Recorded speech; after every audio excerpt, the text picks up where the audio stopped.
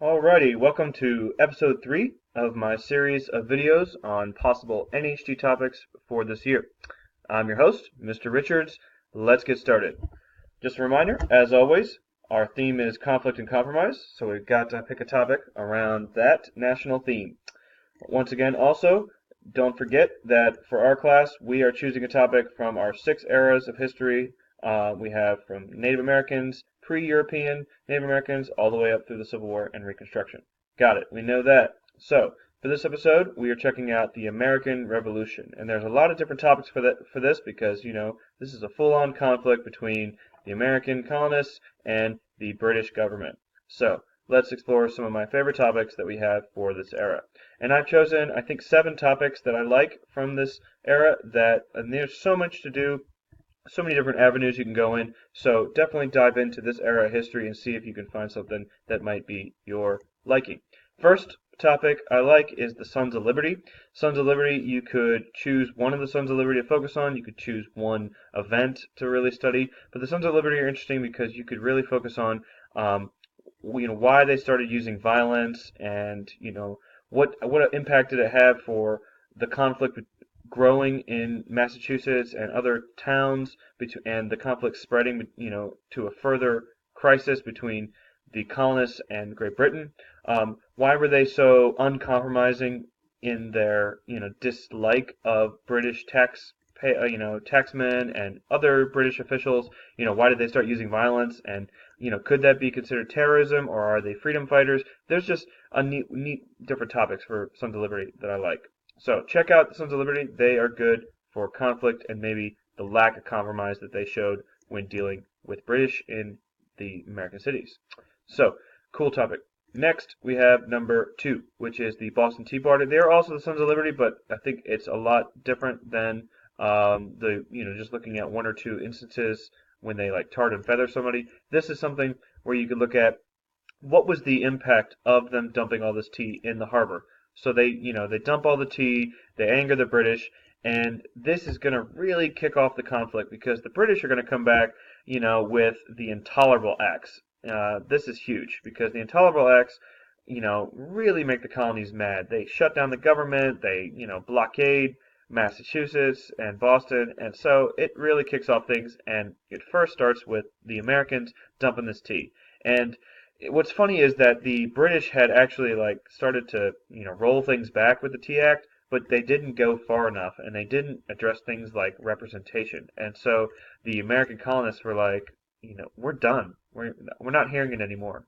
There's no more time to compromise. So they dumped this tea, and then the British were like, you're done, so we're done too. And so they went hard back, and we got full-on sides, not listening to each other anymore, and that's when we start getting closer and closer to the American Revolution.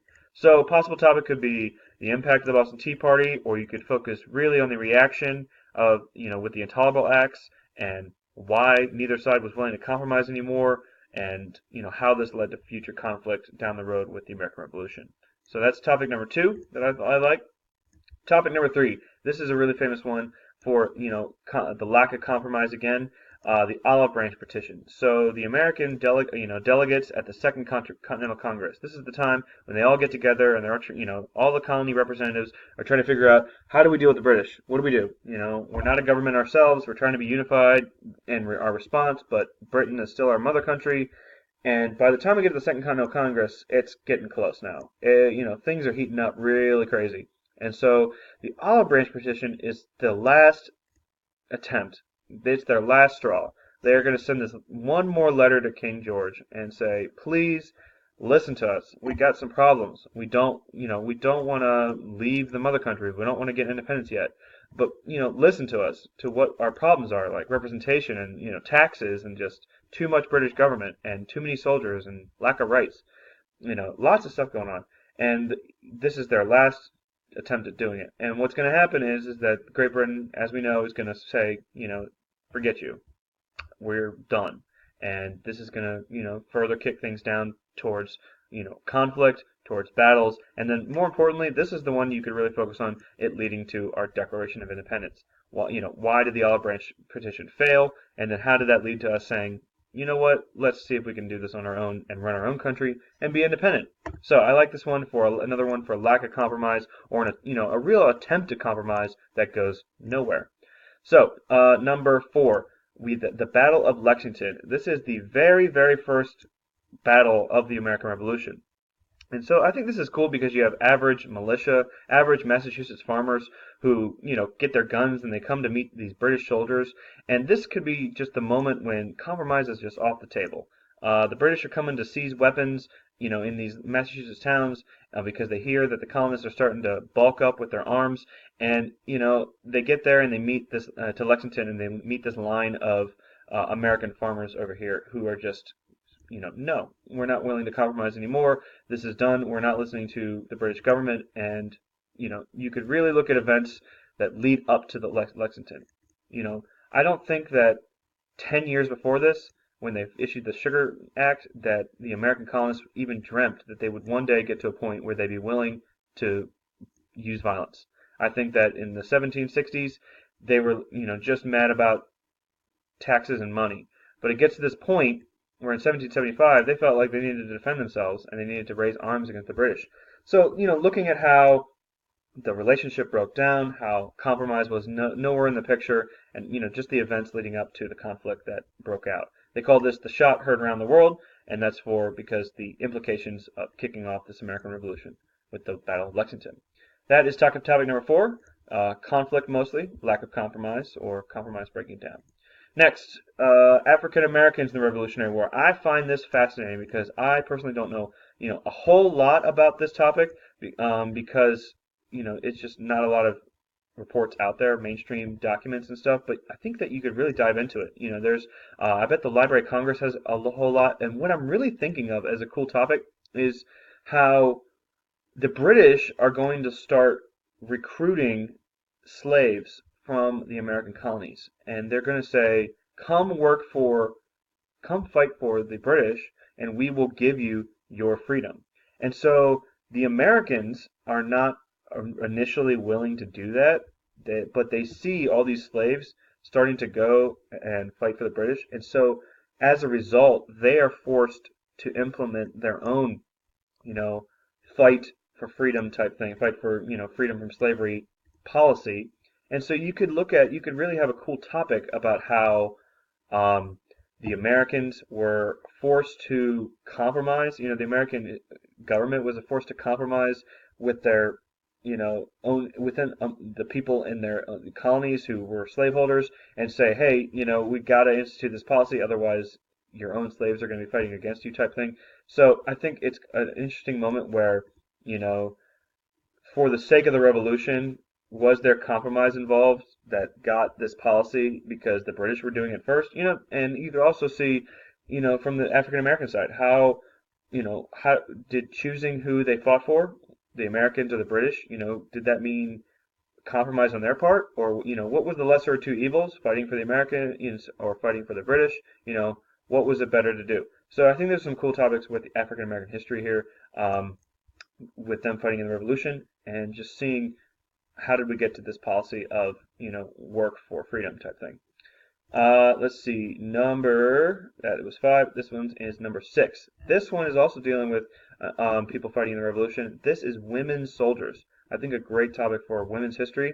Women are going to be involved in, as nurses, they're going to be involved on the home front, but women soldiers I think would be a neat topic because it really deals with conflict, right? And women being a part of the Revolution conflict. And there are a couple women that really get famous for fighting in the Revolution. And what I think is neat is them compromising their own freedom, their own safety, their own, well-being by fighting the Revolution. And specifically, I'm thinking of Nancy Bailey, because Nancy Bailey, what's going to happen is she is going to, sneak into the American camp. She's going to start fighting dressed as a guy, and she's not going to get caught for a while. But then when her identity gets discovered, she gets arrested and she gets imprisoned, and then when she gets released, she does it again. She goes and she serves as a soldier for a while and then gets jailed one more time. So I think this is just a fascinating story of how a woman is going to go fight. She's going to risk her freedom. She's going to compromise her safety, compromise her, to fight in this conflict. So you could look at the conflict between men and women. Why were men so unwilling to let women fight? If women could go and shoot just as good as a man could, why didn't they let them fight? So you could look at the conflict here. Why were women so gung ho to fight the British? What made them so patriotic? What were they fighting for? I think there's a lot of just neat areas to research here that a lot of people could dive into and not really have a lot of other people know about, and you could really be teaching some people stuff. Finally, the last topic I think is neat for the Revolution is you get to the Battle of Yorktown and the Treaty of Paris. And you can split them into two topics, or you can combine them. Battle of Yorktown is going to be the final battle which ends the Revolution. It's the big win. The French Navy mixed win with the American soldiers, and boom, they're going to surround Yorktown, Virginia, and the leader, the General Cornwallis, the leader of the British, is going to surrender. And that is the last big battle of the Revolution. After that, we get in 1783 the Treaty of Paris, which is the final agreement which ends the American Revolution and kind of recognizes the American colonies as now independent. So a topic here could be the conflict that led to the compromise of the Treaty of Paris, everything leading up to it. It could be the results of the compromise. What did it mean for us now?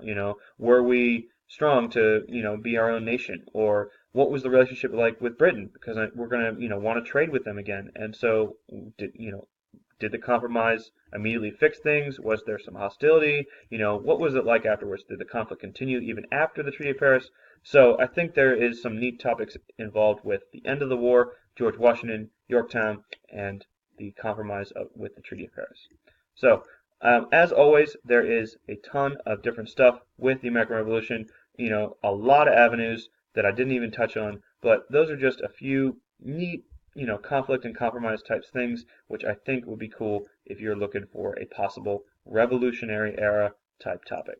So I will see you back here again for episode 4, which is going to be about the Constitution and the new nation, that the young years of the American government and United States history. So I will see you all back for episode 4. See you next time.